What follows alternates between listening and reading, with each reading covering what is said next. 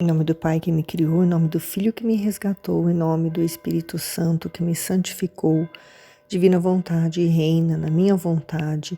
Minha mãe, eu te amo e tu me amas. Dá-me um gole da vontade de Deus para a minha alma. Abençoa, Mãe, todas as minhas ações para que elas sejam feitas diante de vossos olhos maternais. Suprema Majestade, eu venho em sua divina vontade, em nome de todos, do primeiro ao último homem que existirá na terra, para dar a ti as homenagens que tens de direito, as adorações, os louvores, o amor que cada criatura lhe deve, as ações de graça e fazer todas as reparações por todos e por cada pecado. Venho, Senhor, em tua divina vontade. Dou-te a minha vontade humana por meio do imaculado coração de Maria, que possui todos os dons e os frutos da divina vontade. Vem, divina vontade, nessa ação que estou a fazer e em todas as ações que eu farei durante este dia. Amém, Fiat. Foi falado também neste vídeo, sobre o quarto dia da criação, quando Jesus criou o sol, a lua e as estrelas. E que o sol representa Jesus, porque ele tem luz própria, e ele representa a vontade divina. Ele nasceu no quarto milênio, de Nossa Senhora, e que Nossa Senhora representa a lua, porque ela vive dos méritos de Cristo. A lua, ela não tem luz própria, ela reflete a luz do sol. E ela é a depositária, das graças para poder,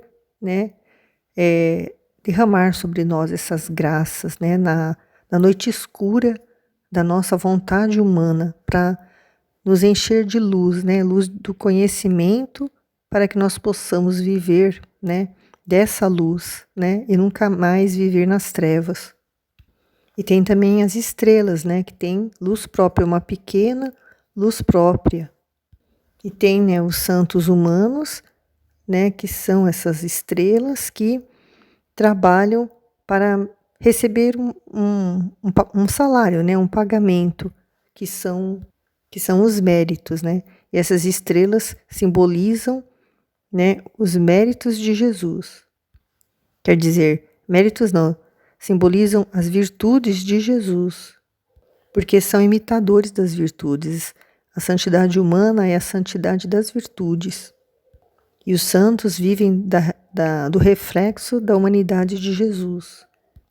E eles têm salário, foi dito porque eles trabalham para receber os seus méritos próprios, imitando as virtudes de Jesus. E às vezes uma só virtude, é destacada em algum santo.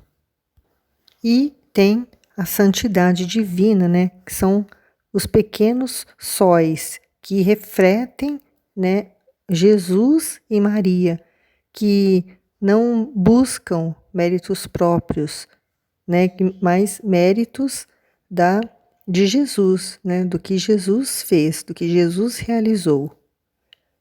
Não são méritos individuais como os dos santos humanos, santos, das virtudes. Vivemos da santidade divina, a santidade do próprio Deus, para dar a Deus de volta a glória que Ele merece. E continuando, falando das figuras estrela, luz, sol, foi lido um trecho do Livro do Céu, no volume 1, que fala sobre a Santa Missa e o que acontece, que a primeira figura que foi dada a Luísa, no Livro do Céu, é a sua ressurreição depois do seu estado de aniquilamento sob as espécies, como nós ficamos aniquilados no nosso corpo mortal, quando o nosso corpo, se desfaz, depois que nós morremos debaixo da terra. Comparando, a hóstia, quando ela é consumida, Jesus, ele fica um tempo ali, depois ele volta para Deus, E é o que vai acontecer conosco, na ressurreição. Nós estamos ali, o pó, digamos assim, debaixo da terra, e nós vamos ressurgir, com os nossos corpos, para poder, no juízo final, ir para o céu, de corpo e alma. E foi falado também que aqui na Terra nós absorvemos a Deus, né? Da mesma forma que quando o sol surge no céu, ele absorve as estrelas, né? Ele consegue, né, ficar, iluminar a tal ponto que as estrelas desaparecem. E nós aqui absorvemos a Deus pelo conhecimento que nós temos, né? Todo o conhecimento que nós estamos aprendendo no livro do céu. E absorvendo ele, ele está dentro de nós. E a nossa santidade obscurece as santidades, as outras santidades, né? A santidade humana, porque nós estamos vivendo em Deus. E absorvendo Deus, ele está em nós, só que as pessoas não veem, né? É uma coisa somente interior. E vivemos na terra sendo santos divinos, sem que as pessoas saibam.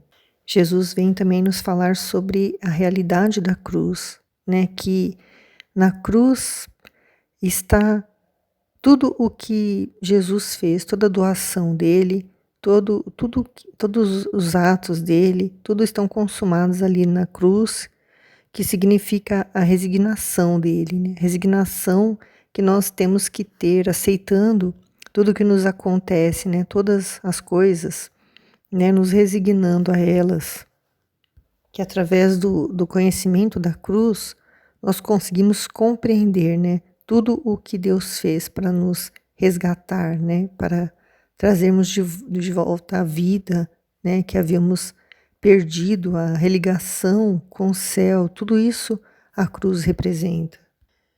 E o que agrada a Jesus, o que mais agrada a Ele, é nós o conhecermos, o entendermos, né? O que Ele fez, o que Ele faz, qual o plano, né? Para a nossa vida.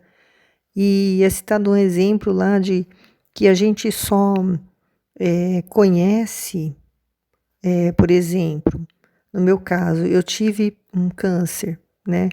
E agora, atualmente, a minha cunhada está passando por isso, né? O mesmo câncer que eu tive, né? Que eu fiz quimioterapia, que eu fiz radiologia, né? Que eu fiz mastectomia, né? Minha cunhada está passando por tudo isso agora, então ela compreende o que eu passei agora e eu compreendo o que ela passou, o que ela está passando, porque nós, né, conhecemos do que se trata, né? O sofrimento que nós estamos, que eu enfrentei, que ela está enfrentando, né? E ao conhecer, a gente tem uma afinidade melhor, né, com a pessoa, para poder entender, né, o que, no meu caso, a minha cunhada entende o que eu passei, né? E assim, quando nós nos propomos, né, a conhecer Jesus, quanto mais nós conhecemos, mais nós amamos, porque nós, conhecendo a cruz e o que ela representa, nós aceitamos, porque nós compreendemos o significado, o valor dela. Então a cruz é um método divino criado por Jesus, que foi assim a única forma de pisar na cabeça da serpente. E a pessoa que aceita passar pela cruz, ela automaticamente se torna uma pessoa divina, porque ela compreende, né, o significado da cruz. E está também cooperando com o projeto de Deus, né? Porque o demônio, ele não entende a cruz, porque ele não entende o sofrimento. Quem criou o mal foi o demônio.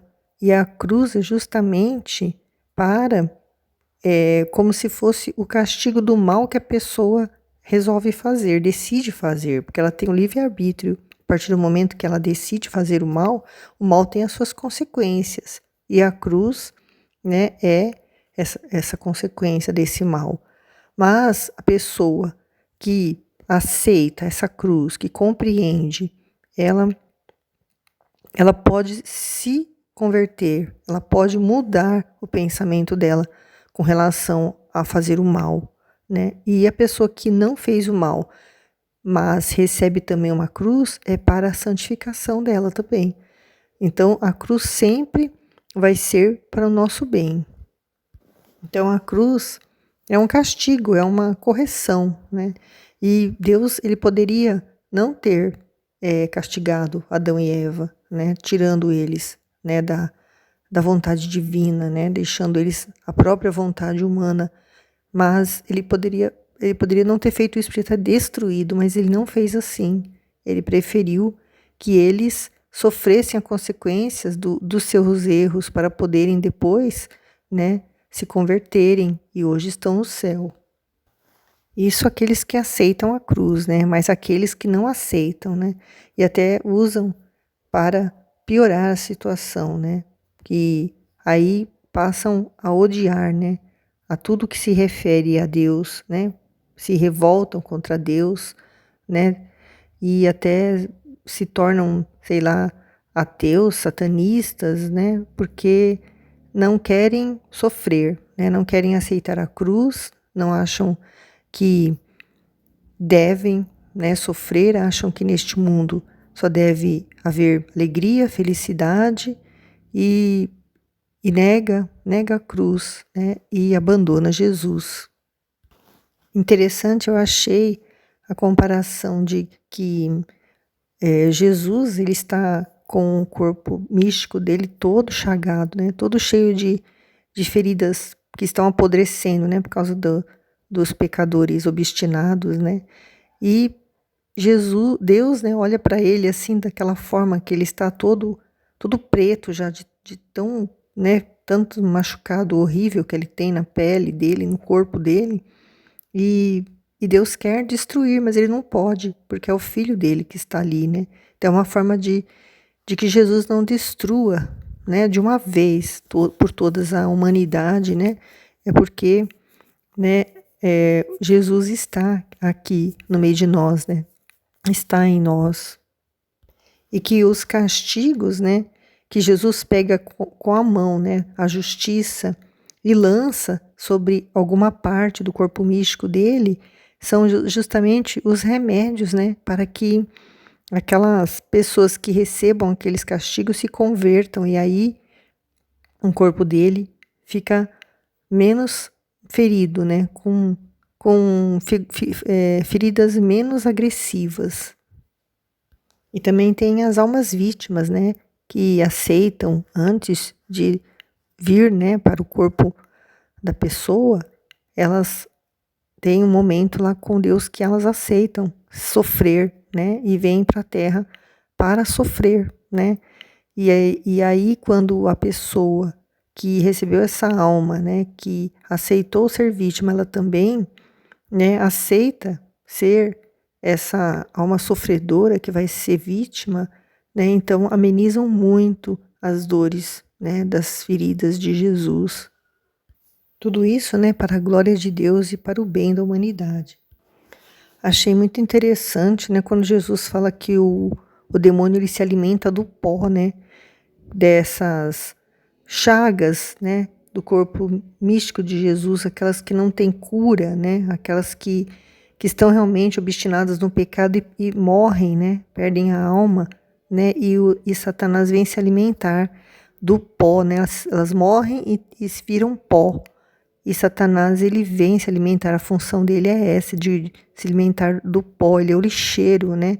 Ele pega o resto, ele pega a sujeira, ele pega aquilo que Deus não vai levar para junto dele, porque lá no céu só entra o que é puro, né? E é uma impureza, né? Essa alma pecadora obstinada no pecado e que não vai se converter nunca, né? Que já está destinada ao inferno, né? Então, Satanás, ele vive neste mundo para trabalhar, para...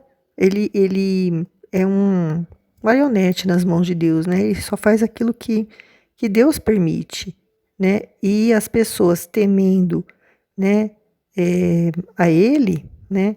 Elas buscam se afastar do mal, porque sabe que ele representa o mal. Então, aquelas que ainda temem a Deus, elas têm medo de Satanás e por ter medo dele, de ir para o inferno, elas ficam do lado de Deus. Então elas estão também eh, se dirigindo a Deus mais por medo do que por amor. Mas antes, né, elas irem para Deus por mesmo que seja por medo do que elas como fala, se juntarem ao inimigo de Deus, né? Então, o poder de Satanás, né, o agir dele é comparado às moscas que ficam sobrevoando, né, aquelas feridas, né, que estão apodrecendo no corpo místico de Jesus, né? E as pessoas, né, sabendo, né, que elas estão, quando elas caem no mal, assim, elas percebem, né, que tem uma coisa ruim ali querendo comer o pó delas, né, digamos assim, elas vão olhar para o bem, né, vão olhar para, para Deus e elas vão acabar, às vezes, se convertendo. Elas podem, né, ser essas feridas que se regeneram no corpo místico de Cristo. Muito interessante também que foi falado sobre a humildade, né? A humildade que é a verdade. Quando a pessoa, ela sabendo que ela é culpada, né? Que pelos pecados que comete e recebe uma cruz, um sofrimento, ela aceita porque ela sabe que ela merece, né? Ela, ela, ela aceita a verdade, né? Então, ela está sendo ali humilde, né? E aceitando aquele sofrimento. E sobre a humildade de Jesus na cruz, né? Que aceitou sobre si os nossos pecados, aceitou sofrer, né? Sendo inocente, né? E, e foi humilde porque aquela era a verdade, né? Que ele tinha assumido perante Deus, né, que era fazer esse sacrifício por amor, para nos ensinar a doação, o amor, né, e que ele quis salvar a humanidade, né, com um ato de amor, de doação de si mesmo, quando ele poderia ter vindo assim como foi citado lá um super-homem, né, que veio salvar a humanidade, né, com poderes especiais, né, mas não, ele não quis essa vanglória, ele não quis essa, esse exibicionismo, ele não quis vir como um rei poderoso que ele é, mas sim veio humilde, né, sofreu, né, na carne dele tudo o que nós passamos, né? Ele quis sentir, ele quis se aproximar, ele quis ser como nós, parecido conosco, né? Em tudo para saber, né? Como nós vivemos, para conhecer e para poder assumir tudo, né? Cada coisa que ele vivia. Quando Jesus, né, através da Aline, falou do exemplo de uma pessoa que viveu uma vida de santidade, assim, buscando a santidade, né? Foi um bom filho, depois casou, foi um bom marido, né? Sempre foi fiel a Deus, né? Participando, né? Das coisas de Deus na igreja e tudo mais, e de repente, né?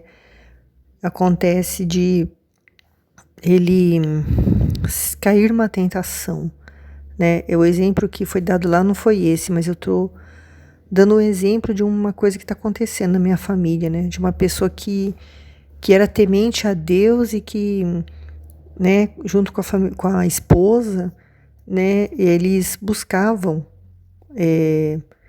uma vida de santidade, né, participando de grupo de oração, os dois sendo pregadores, e de repente a cabeça dele foi virada por uma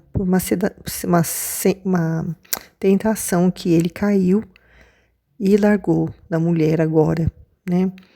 E ele está com a outra, já morando com ela, e deixou minha prima sozinha, sem filhos, eles eram casados há quase 30 anos, não tinham filhos, e a minha prima está sofrendo muito demais, né? E, e lá no exemplo dado, a pessoa, né, se virou contra Deus, né? E é o caso do meu primo, né? Que se virou mesmo contra Deus, porque nem a Bíblia ele quis levar, né? A ex-esposa dele falou para ele levar as coisas dele. Quando ela falou, você não vai levar a sua Bíblia? Ele falou, não, deixa aí que depois eu pego. Então, ele abandonou, virou as costas mesmo para Deus, né? E lá no exemplo tá falando que a pessoa, na hora que ela tem né, ela vai ter a hora do encontro dela, né, com Deus, né, depois que morre, e ela fica sabendo, né, de tudo o que Deus tinha de planos na vida dela, né, se ela continuasse naquela vida de busca de santidade, e ela se arrepende, né, e, e aí ela pode, né, ser salva, né. Então, essa é a esperança que a gente tem, por isso que nós não devemos julgar, né? Porque a gente não sabe o que se passa realmente no coração, se a pessoa ela vai, né, no momento final, ou às vezes até antes, se arrepender do que ela fez, né? Isso aconteceu comigo, né? E, e o meu marido, graças a Deus, ele se arrependeu antes de chegar a concluir, né, o que ele queria fazer, que era separação, né, para ficar contra a mulher. E ele se converteu antes, né, graças a Deus que me usou como um instrumento para a santificação dele, né, para ele voltar a para ele se arrepender e voltar à vida, né, na busca da santidade. E mas ele poderia ter, né, também sendo obstinado naquele pecado que ele ia cometer, grave, né, e me deixar e ficar com outra pessoa e depois, né, na hora final dele, talvez ele pudesse se converter, né. Mas no momento, na hora que aconteceu, eu só pensei na santificação dele, né, só pensei na alma dele, não pensei em mim, né. Isso faz, mais de 15 anos, 20 anos já quase, que aconteceu e não, 10 anos, faz 10 anos que aconteceu. E ele, né, graças a Deus, nunca mais, né, cometeu, né, nenhum pecado tão grave, né, nem pensou mais nisso e nem fez mais nada e hoje a gente vive muito bem, né. Então, a gente sempre tem que esperar, né, que a pessoa ela vai ter um encontro com Deus, seja através da palavra, seja através de outra pessoa, seja através do próprio Deus mesmo que fala no coração dela, né? O Espírito Santo. E todo mundo tem uma chance de se converter, todo mundo vai ter essa oportunidade, né? Basta a pessoa não ficar na culpa, né? E saber que ela já foi, os pecados dela já foram perdoados, que basta agora ela, né, se arrepender e não voltar mais a pecar. E da mesmo modo também fala de uma pessoa, né, que nasceu no ambiente de trevas, né, mas Deus a cercou todo o tempo para que ela, né, visse a luz, para que ela enxergasse a luz, mas ela não quis enxergar, né. O livre-arbítrio fez com que ela se decidisse pelo ódio, pela vingança, por tudo que é mal, e ela não conseguiu, né, até o último momento enxergar a luz. E que Deus dá sabedoria para essas pessoas, né, poderem enxergar a luz e falar: não quero ser como minha mãe, não quero ser como essa pessoa, né, que me fez sentir tanto ódio, me fez, né, buscar tanta vingança. E a pessoa tem como sair disso, porque a cruz ela é pura luz. Se a pessoa aceitar a cruz, ela é capaz de se converter.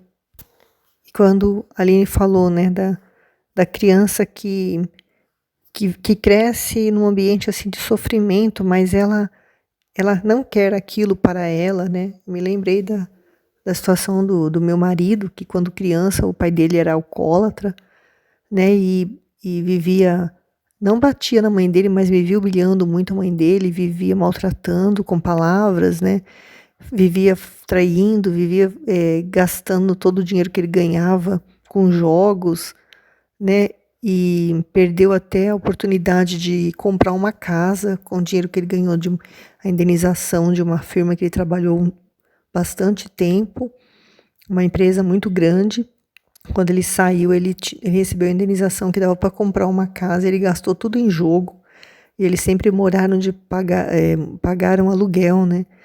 E o meu marido, ele nunca se revoltou com isso, né? Ele nunca quis seguir o caminho do pai dele, muito pelo contrário, né? Ele sempre foi muito bondoso, ajudava a mãe dele no serviço da casa, aprendeu a fazer comida para poder ajudar a mãe dele que trabalhava o dia inteiro fora para pagar o aluguel, porque o pai dele não parava em emprego nenhum, não tinha nem um pouco de juízo, né? De responsabilidade. Mas o contra-irmã do meu marido, ela era muito revoltada, revoltada com o pai, revoltada com a situação de pobreza, e o objetivo dela era ficar rica, né, e sair daquela vida de miséria, né, tanto que ela conseguiu, né, hoje em dia ela está bem estabilizada, mas o meu marido, ele sempre foi trabalhador, sempre foi honesto, sempre foi um bom filho, tanto para o pai como para a mãe, sempre tratou com muito respeito o pai dele, né? E hoje tudo que ele tem, tudo que ele conseguiu comprar a casa própria dele, ele tem a família dele que ama ele demais, respeita ele, né? É tudo frutos, né, dele ter feito a escolha, né, de fazer o bem, né, apesar do mal, da mal influência que ele recebeu, né? Mas ele ficou como a mãe dele, né? A mãe dele aceitou e vive até hoje com o marido, né? Também a mãe dele foi essa pessoa que deu exemplo para ele, porque ela, né, sempre levou uma vida sofrida, mas nunca expulsou o marido de casa, nunca teve, né, coragem de mandar ele embora, né? Porque ela tinha dó dele, tinha pena dele, né? Porque o alcoolismo é uma doença, né? Ele era doente, né? Mas só largou depois que quase perdeu a saúde, né? Quase morreu por causa da bebida, ele parou de beber, né? Hoje em dia eles vivem, estão juntos ainda, né? E o meu marido, né? E a filha também acabou aceitando, né? Depois que ela se casou, depois que ela foi viver a vida dela, acabou aceitando também. Mas teve um período que ela era revoltada, né? E isso trouxe consequências na vida dela, né? Mas é isso, é a pessoa que ela faz a opção pelo livre-arbítrio dela, né? Ou ela escolhe se revoltar e viver, né? Fazer a mesma coisa para se vingar, talvez, ou ela aceita a cruz, né? Como foi o meu marido, aceitou a cruz, mesmo sem saber, ele estava aceitando a cruz. Para finalizar, né, falando sobre os atos na divina vontade, o que ficou assim muito esclarecedor, né, foi que Jesus ele veio nos dizer, né, nesse vídeo dessa série que ele fez um só Fiat. Ele, como Criador, não pode dizer outros Fiats, senão sairiam outros novos céus, novos sóis e outras novas estrelas diferentes. Por isso, então, ele tem as almas que vão dizer fiats na divina vontade, e ele vai poder viver outros fiats na alma que vive na divina vontade. Nessa alma ele vai dizer repetidos fiats pela escolha, né, que a alma faz aqui na Terra. Se ela escolher viver na divina vontade, ela vai então produzir, né, esses novos sóis, novos céus, novas terras, através dos fiats, né, dos atos que elas fazem na divina vontade. E cada ato, né, vão formar céus de amor, de glória, de luz, de conhecimento, para adorar e amar o Criador. Porque nós, na nossa pequenez, né, nós fazemos atos pequenos, mas ele cria na pequenez da criatura esses atos, esses fiates, ele vai criar através da nossa pequenez. E todo o céu, né?